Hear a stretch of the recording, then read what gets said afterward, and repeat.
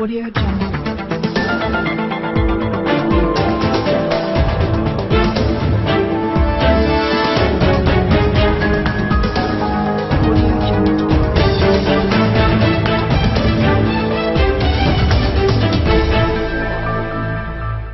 Are they being exposed at this time? Yes, and they're being exposed not only from the actions of the people they're contending with or against, but they're also being exposed as a result of a side effect of the population as a whole encountering what you could call an awakening wave, a combinoric effect, if you will, of information coming on out and the breakdown of the legacy media, meaning that the fence or the wall that was between the citizens and what the elite were really doing is crumbling in and of itself. That has a tendency to expose more. Each one of these little nuggets of exposure leads to further and so on. So yeah, the elite have got a real hard row to hoe here for the next few years to just survive. Do you think that the elite, they're just going to sit back and just let everything completely be,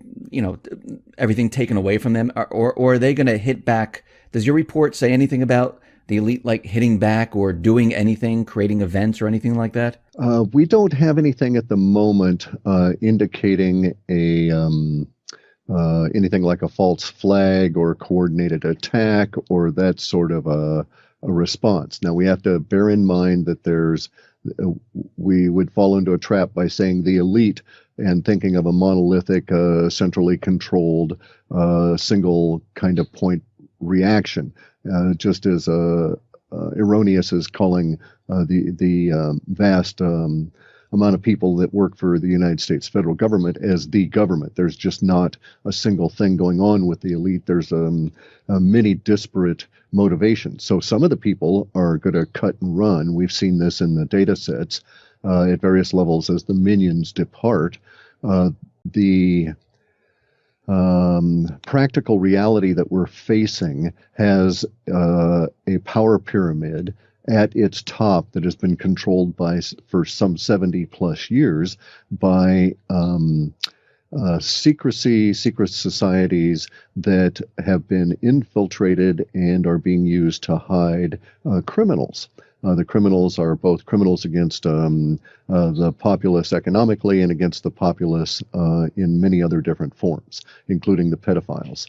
And so the criminality has been hidden by the juxtaposition of the secret societies being ubiquitous throughout government as well as in the media. So there's, and the justice system and so on. So the wall that has been held in place was essentially held there and kept there by the media, by the legacy media, because as long as you would bring up anything that the elite didn't want to have discussed, you would be ridiculed. You'll notice, for instance, that I could sit here right now and say that the Queen of England is known to have killed at least 10 native children from BC, Canada, and I'll never be sued. Okay, I can say that this woman may, in all probability, be demonically possessed, and I'll never be sued by them for anything. I could say this about virtually anybody I chose, these kind of words, and you'll never be sued because they don't want this to get to a legal issue. They'll never sue you to try and protect themselves that way. They don't care. Their response in the past would be to have the media come on out and do their damage control and build a wall for them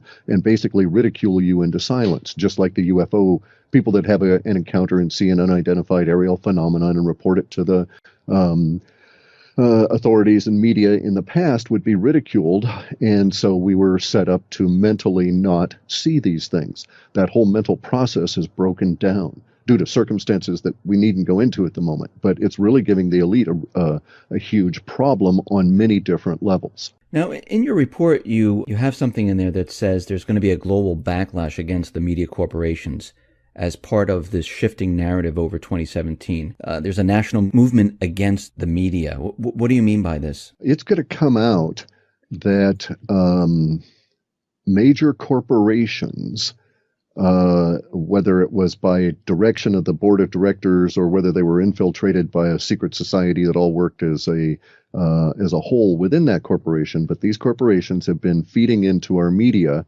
a a mental mind control kind of a thing for the past 40 or 50 years. These organizations, it'll come out this year as to what they've been putting into their media offerings, their entertainment offerings, and how negative it was for us as a social order and for individuals. And there'll start being suits against these companies, and then there will be a giant sort of mom's march against the evil entertainment industry. And to a certain extent, it shows in our data sets as taking on some of the language of fundamentalism, but it's not religious in nature. It's more of just an outrage. It's very much driven by feminine energy. It's very much driven by protecting the house. It's very much driven by feeling of unacknowledged victim status, in the sense that you didn't realize you were being victimized. So some of the examples would have companies such as the cartoon manufacturers be sued. And then as a subset of that, because of the sexualization and the hidden messages and subliminals within the cartoons they're making. And so it'll get to the point where the legacy media and especially the broadcasters are just going to be raked over the coals. I mean, they're just going to be eviscerated as people start tearing through their offerings and pointing out all of the hidden subliminals that are causing a lot of the problems that we have at the moment. So imagine a situation that is quite bizarre to think about. But in the 1890s, there is a resurgence of the Masonic lodges in the northeast of the United States. Over the course of the next 50, 60 years, that lodge is actually, in the resurgence, it was 100% infiltrated by a particular small core of people that took the lodge in a direction that it should never have been taken, and it ended up hiding a network of individuals that were coerced and coercible because they were all pedophiles. Now, one of the things that they did was to decide that sometime in the late 30s and early 40s, as the war was getting ramped up in the U.S., they decided they would start using the new media that had come on out, radio, television, or radio and movies, to start prepping the population for their grand scheme, because these people were thinking in 100-year time frames. And so in their minds, the idea was, oh, well, we're pedophiles. We need victims. Let's get our victims all prepped by putting all this stuff in the cartoons and get at them from an early age. And this will do two things. It will ensure a ready supply of easily or more easily obtainable victims, and at the same time, it will bring out anybody that's like ourselves, and there'll be more of us, which means that we'll be individually more protected. Bear in mind, these individuals feel threatened constantly because of their deviant nature, and they know that discovery leads to quite terrible things for them. And that's actually been what we've been living through. And so some of the corporations that we laud, and there's no point in me going into names, are going to be first sued as the truth starts coming on out, and it'll come on out with a couple of brave individuals that said, look, I watched your cartoons for, X number of years, and I'm a twisted, horrible wreck, and I'm going to sue you for it. And that is the kind of like finger being pulled from the dam that starts the whole onrush that later on over the course of this year starts changing the nature of corporate culture across the Western world. In your data sets, does it show that like Trump is actually trying to release, Bill Holter calls them truth bombs. Is he actually releasing truth bombs and seeing how the public reacts and the corporate media reacts? Do you see anything about that? That would go to intent. Okay. And so, no, our report doesn't do that kind of intent. It discusses the projection of events and the language about them. So that would really be speculating about somebody's intent. And I wouldn't know why they were doing them, but it indeed does show that will be done. And in fact, we're able to look at enough of it arising that I was able to label it as Strategy 3, the idea of creating a third force. Those words also appeared in the data. And the idea is that if we had Faction A and Faction B, Faction A is now the disloyal opposition, and is going to cause problems for the new ascendant Faction B. One way to derail Faction A would be to take a large chunk of their popular support and create a third force that was not necessarily opposed to Faction B because it had been liberated by some level of truth. And that's at least the thinking that's being illustrated in the report. And so we've got some factual things on the ground here these last few weeks, especially, that would point towards that being an effective forecast. I'm going to get into the economy right now. In your report, you have a section in there that talks about the economy. What do you see for the markets during the year of 2017? The market, I mean, there are people out there saying the market's going to go to 100,000. Are you seeing this? Where do you see the markets going? If you mean like shares, the stock markets, yeah, the indications in the data are that we'll be discussing that not just you and I, but the more general population will be discussing the idea of a Dow at 125,000 some point later on this year, and so it's pointing to hyperinflation, and the hyperinflation we see in the report really appears as a result of the chaos we go through that's indicated from March through May, as a bunch of currencies go into crises and a bunch of the percolating pots of crises and coffee all come to a boil all at once in this 3 or 4 month period of time. And then the response by the Fed is basically to, I guess you'd have to say, abandon the dollar or not support it anyway, and let the dollar be totally debased in order to try and support the system as a whole. The mechanisms are not showing in the data sets. It's not like it's an organized plan or a playbook, but we get some hints as to what's going to go on. So my response is that what I think will occur is that any interest rate raising is going to be meaningless in the vast amounts of quantitative easing, which basically is debasement of the dollar to a huge level, and the subsequent currency crises would make sense under those circumstances. Now, the last time we spoke, we talked about the economy not doing well, where ATMs were going to run out of currency, people were going to lose pensions, the housing market was going to go bust. Are we still on track for that? Oh, yes. Oh, yeah. And in fact, it's baked in the cake. That part of, we have to go through a truth and reconciliation period of time.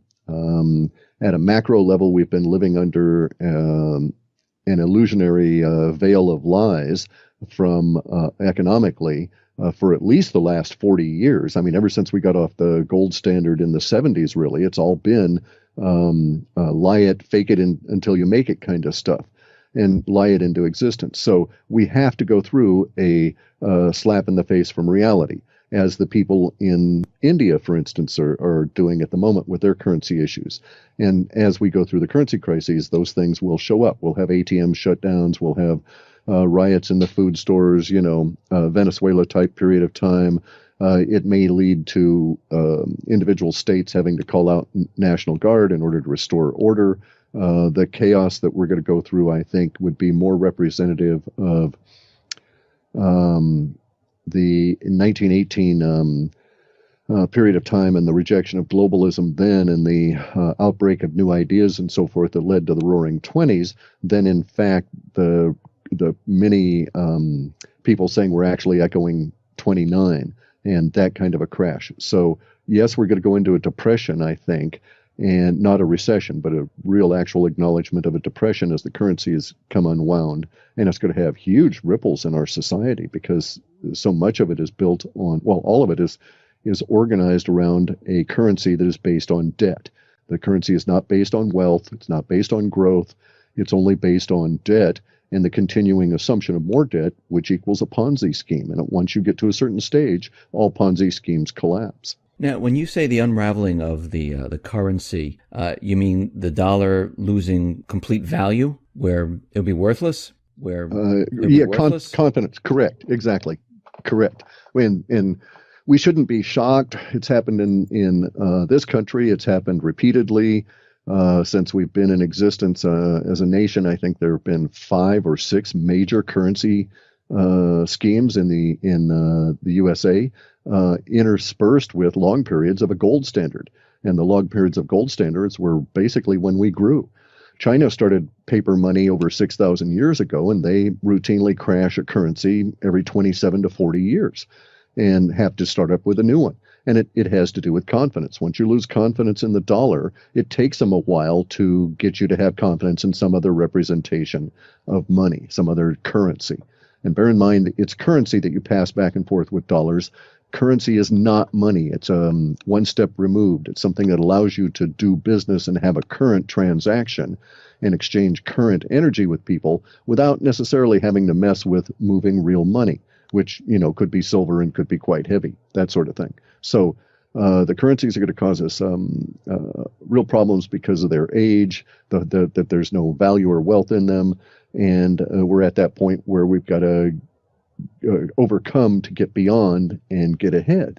And at least in this particular point, there's enough of us that are waking up that we can sit here and contemplate what we're looking at for the next 5 and 6 years and so on, and do some planning as opposed to have to react from crises to crises to crises over that same 6-year period of time. Does that mean that the dollar will no longer be the reserve currency of the world? That's already occurred. The petrodollar has died. We know this now because we have, I don't know how many nations in negative interest rates. All of those are Western currencies that are dollar pegged or based. And now people are trading in oil around the dollar without involving themselves in the dollar at all. So the petrodollar has died. It's no longer true that the U.S. dollar is reserve currency. And we're going to find that out really rapidly this year when it's going to turn out that the Federal Reserve Bank, which is not part of the federal government, has no reserves, and is not a bank, is going to try and issue or trying to buy debt that's being issued by the U.S. government that won't be bought by foreign nations. So in our data sets, we have data for a period of time later this year, probably in midsummer or later, in which bond offerings for U.S. Treasuries are only purchased by the Fed. So you're starting to make and eat your own dog food.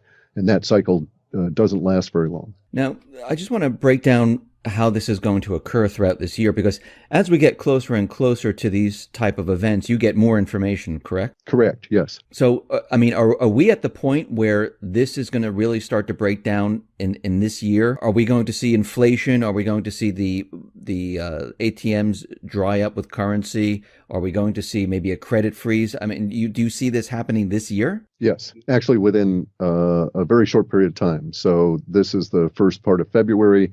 We should be well into it by middle of March. Crises should be, and chaos should be more the daily operating mode than not. And yes, we will see that this year. We've seen a lot of these data sets shift from long-term data into short-term and now into immediacy data. The immediacy data has effectiveness from 3 days out to about the end of the third week. So some of the immediacy data stuff is forecasting that we're dealing with now. For the next report is already forecasting events into early March, and that's not that far away. So what does the Fed do at this point? Are they just going to sit back, or are they going to start creating currency like crazy? The latter. Bear in mind, these people are not very smart, okay? They're, no offense to the general population at all intended, but these individuals are academics in the Fed. None of these people have ever had a job. None of them have ever had to make anything, build anything, create value on their own. They only know things from a book fashion. Plus, schooling, academic schooling, especially in the United States or the Western world, has one purpose, and that is matriculation, to graduate. In order to graduate, you have to regurgitate the thoughts of old dead people. Schooling does not teach people to think originally. It doesn't even teach you to think. It teaches you to memorize facts and spit them back out. And as a result of which, none of the people that are running the Fed, all of whom are academics and trained and been in their careers and done everything from that viewpoint, none of those individuals can think their way out of a paper sack. So they will try exactly what they've done in the past because they think it is working. Let me also state they're so isolated from the general population and what's going on that they think everything they've done so far has worked and, in fact, was a good thing to do. And so they'll do a quantitative easing. They may raise rates, but it won't matter because of the actual rate of inflation going. will be far greater at like the mortgage rates and so on at that level of things, and they'll try a huge level of quantitative easing. Now, in the past, we've had a weird, interesting sort of a situation. So, since 2008, all of the quantitative easing, which is the creation of digital money, which we would say is printing money, all of that has led to very, very, very low inflation rates in an otherwise deflationary environment. And so this has occurred because the Fed set themselves up for it. They told all the banks out there, basically, they said, give us your assets, your excess reserves, and we'll give you money for it. And so the banks, not being stupid, they gamed the system, and they would get money from the Fed, and they would use it to acquire excess reserves, which they would then give to the Fed as collateral to get more money. So the banks never loaned money into the system at all. And so the Fed at that time was forced to keep lowering rates in order to keep the system going, until they eventually got to the point where we're at now, where they're considering negative rates. And so they decided in 2015 that they were going to try the opposite and try and lever themselves out the way they've done in all previous crises. But in all previous crises, they've never ever had this excessive reserves stash and we'll give you cash policy. So that led to this circuitous eating of money that didn't get into the general population. Thus, we only had marginal inflation in those things that we really need, and not a generalized visible inflation everywhere. And so that's going to fall away. Plus, the media, legacy media that used to lie about all the inflation is falling away. And under these two circumstances of the excessive reserves going away because of long-term rates going up, and therefore banks can make more money loaning money out now than they can what they used to do is they'd buy a house or take over a foreclosed house. Then they'd run to the Fed and show the Fed the deed, and the Fed would give them money for holding this excessive reserve. Now they're actually inclined to say, well, look, we're only making 1% maybe on this money that we've got for this deed for the house. So we're just going to sell the house, and then we'll loan that money out. And we'll make 3 and 4 and 5 and 6 and 7% as rates go up. And basically, they won't recycle the excessive reserves back into the Fed anymore. And so they'll stop gaming that system. And the minute that individual banks do that, then those individual banks become conduits for that currency to start going into the general economy. And thus, we're going to get to this situation where the abandonment of gaming the Fed is going to create inflation very rapidly, and the Fed will be too locked into easing, and we'll get into hyperinflation, and then they'll start trying to chase the interest rates after that, and that's when it shows as coming all unglued at the local regional bank level. So it's going to be chaotic. It's going to be wild. When you say hyperinflation, can you give an example of what you mean with hyperinflation? Well, the Dow would be 5 times what it is now, or 6 times what it is now, over $125,000, which means that the money's been debased by that same factor. So if you're spending $2 for a gallon of gas now, you can imagine you'll be spending $12 to $15 for a gallon of gas. And that's just the start. Okay. And is this going to be a global phenomenon? What happens to the other countries, Europe? No, actually, the breakdown goes a different way, okay? Within our data sets, we've always had Canada and Australia dollars because they call them dollars at some level and talk about their currency that way. It lumps in with our dollar, and I've got to go through and separate it out. So I know these two in particular, as well as Ecuador, because they're tied to the U.S. dollar. They show up within our USA POP data sets that way. But the Australian dollar and the Canadian dollar are actually going to strengthen against our failing dollar. Once we get to a certain point, the USA dollar starts going down, and commodity-rich countries like Canada and Australia will start rising because there's going to be a commodity purchase boom by the only buyer on the planet, really, at the moment, which is China. And so those two countries go up. Europe is going to not survive as the euro. And that's going to be horrific for everybody over there in a lot of different ways. Here in the United States, what about the jobs? Do you? I mean, when this all hits, we're going to see mass layoffs? There's a lot of that in there. But it's not going to be a all at once kind of thing. It's not going to be all in a week. So, for instance, the data sets show that as we get into fall, the regional banking crises really starts precipitating the rolling out of the crises in the quote educational system, which is really the school system. And by that, I'm talking about the colleges. And because of the lending problems break down there, and because the schools themselves are having problems, we have a number of individuals that aren't working in that industry anymore and aren't attending school. So we get a lot of that showing up. But in terms of mass layoffs, it's different now because you don't really have a situation of mega employers that are going to say lay off 20 or 30,000 people per day for a whole week. It just doesn't really get to that level. The problems show up in regional banks, and then what we might think of as the regional or mid-tier companies. So say 500 employees or less.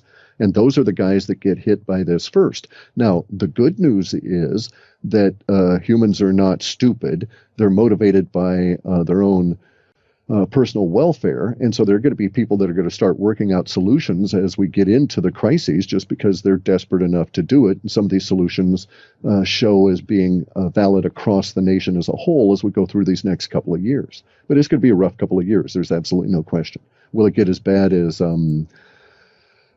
Greece or Cyprus or, Venezuela? Probably, but I don't think that'll be ubiquitous across the country all at the same time. So you think this is going to last for a couple of years where people are struggling? This is not just going to be like, 5 years at least 5 years. We have these two broad memes, if you will. Okay.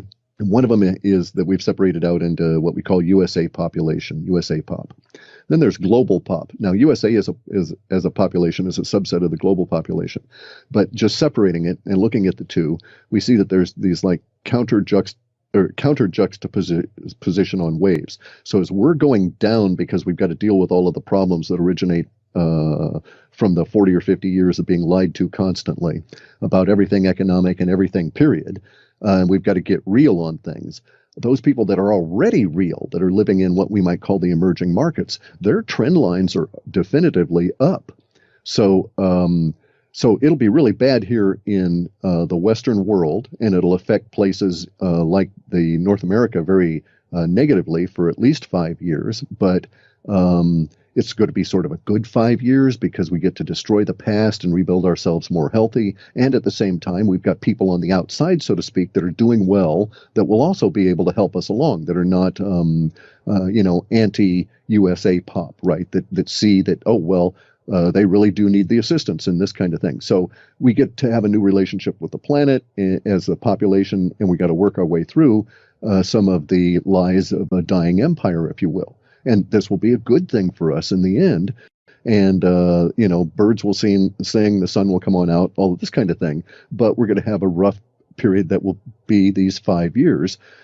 And in some areas of the country, probably longer, because they're going to get to it harder or, later, that kind of a thing. But yeah, what do they say? You can ignore reality as long as you want, but you can't ignore the consequences of ignoring reality. And we're at that point right now. So as we're seeing hyperinflation, what happens to gold, silver, cryptocurrencies like Bitcoin? Do they move up? Do they move down? Oh, certainly. No. They shoot through the roof because the hyperinflation will chase real assets in a definitively human way. If you've gotten a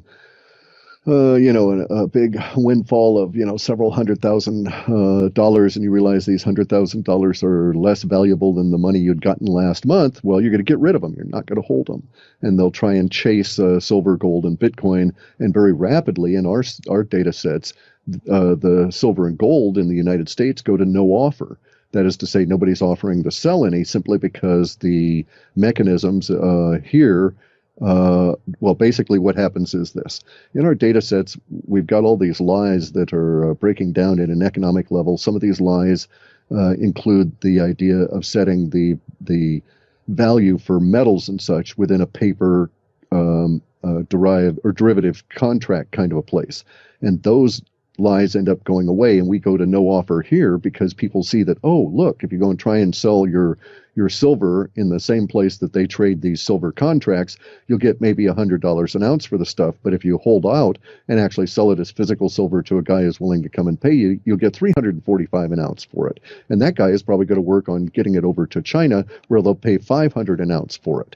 And so real arbitrage comes back to real goods again, as the confidence factor goes in the dollar.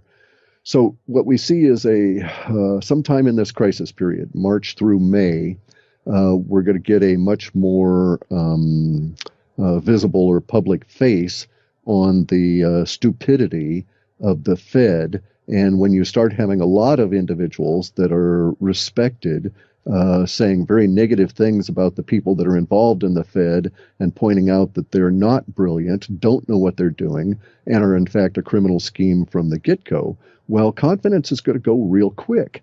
And so our data sets show that is coincident with the problems in the regional banks and so on, because it all relates to currencies, and currencies have basically a single crisis this year.